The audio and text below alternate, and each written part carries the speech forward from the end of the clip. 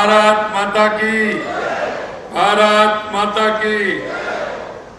बोलिए जय जय श्री राम, जय जय श्री राम, जय जय श्री राम। बोलिए बंसी वारे की, बंसी वारे की, गिरिराज धरण की, खाटू श्याम की। आज के इस वरिष्ठ नागरिक तीर्थ यात्रा के शुभारंभ के अवसर पर मंच पर विराजमान हमारी पार्टी के प्रदेश के अध्यक्ष सम्मानीय मदन राठौड़ जी, जो हमारे राज्यसभा के सांसद भी हैं, कैबिनेट में मेरे साथी देवस्थान एवं पशुपालन और गोपालन मंत्री भाई जोराराम जी कुमावत साहब, हमारी जयपुर की सांसद बहन मंजू शर्मा जी, हमारी जयपुर के ग्रेटर की महापौर सौम्या गुर्जर जी, माननीय शासन सचिव हमारे देवस्थान विभाग के पाठक जी, हमारे पार्टी के जिला अध्यक्ष भाई अमित गोयल जी, प्रदेश मंत्री स्टेफी चौहान जी, रेखा राठौड़ जी, प्रदेश प्रवक्ता श्रीमती अपूर्वा सिंह जी, आयुक्त देवस्थान वासुदेव मालावत जी, डीआरएम रेलवे विकास उर्वार जी, प्रबंध निर्देशक IRCTC श्री प्रदीप माहेश्वरी जी, और आज इस कार्यक्रम में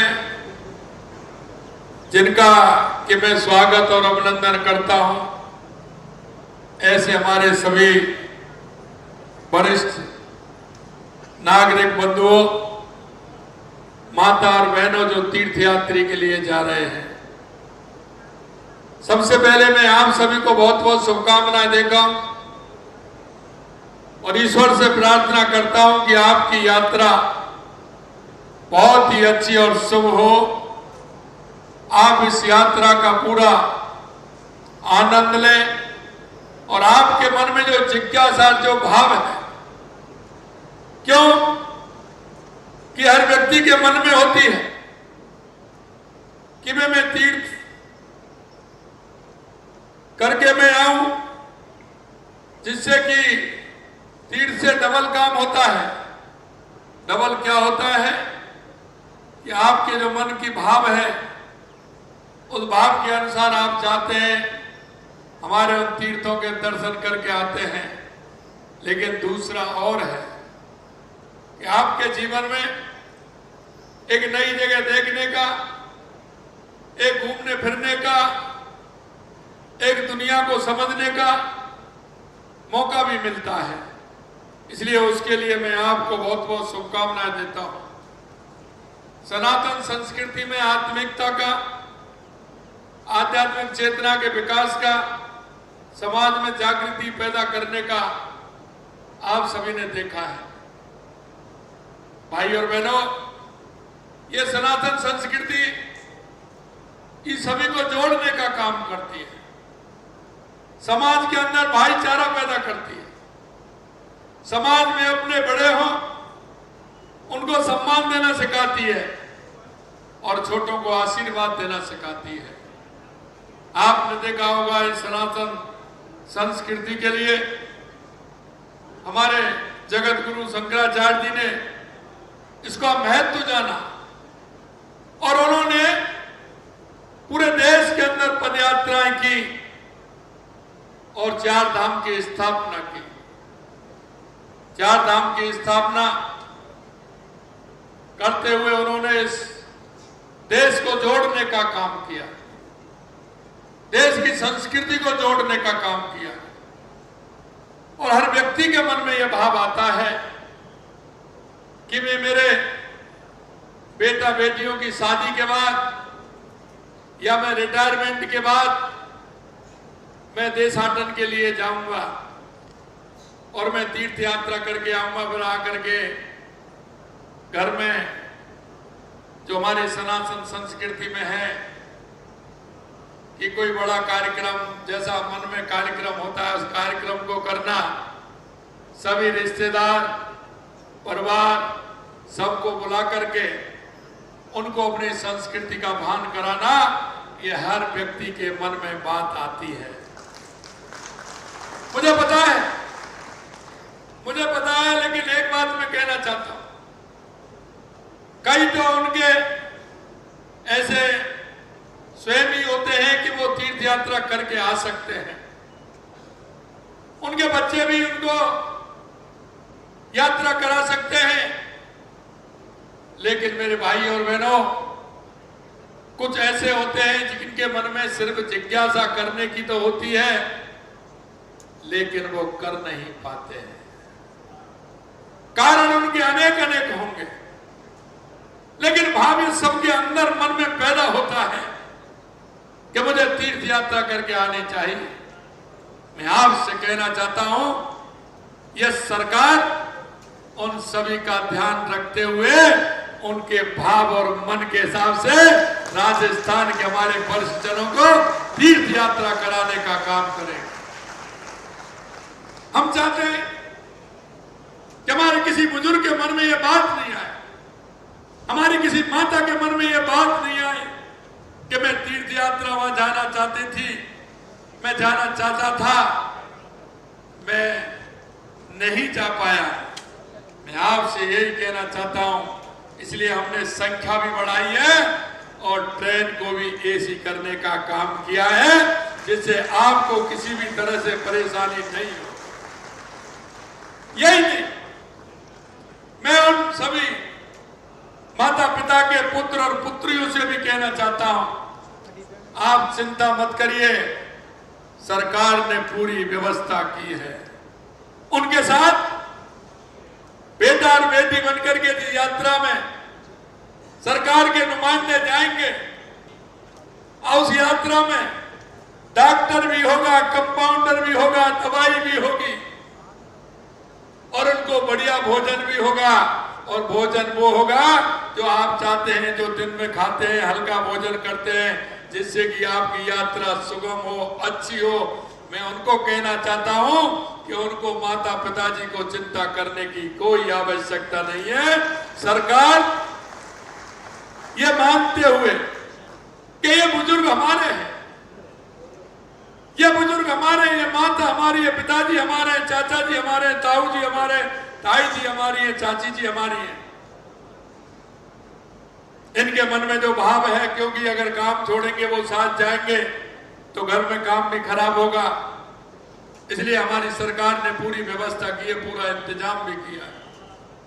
यहां तक हमने कहा है कि पशुपतिनाथ जी की अगर कोई यात्रा करना चाहता है नेपाल की, तो उसके लिए भी हमने हवाई यात्रा का प्रावधान रखा है कि वो हवाई जहाज से जाएं और पशुपतिनाथ जी की यात्रा करके आए, उनके मन की जिज्ञासा कैसे भी पूरी हो। मैं आप सभी को बहुत बहुत शुभकामनाएं देना चाहता हूं। पर मैं एक बात आपसे कहना चाहता हूं कि आप सभी को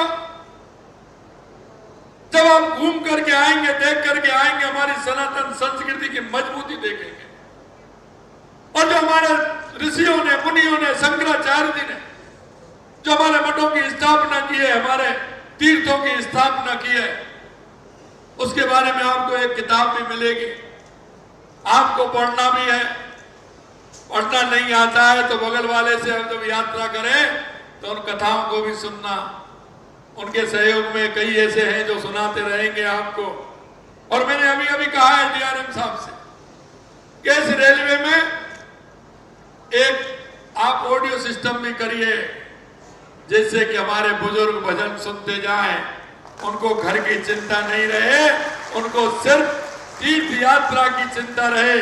उसमें हमारे भजन भी चले, भगवान राम के भी चले, भोलेनाथ जी के भी चले, और उसमें भगवान कृष्ण के भी चले, दुर्गा माता के भी चले, जिसे आराम से भजन सुनते हुए उनको चिंता नहीं रहे। जब तक यात्रा करें आप अपनी आराम से मन से यात्रा करिए, बिल्कुल भगवान में पूरी तरह से समर्पण भाव से यात्रा करिए।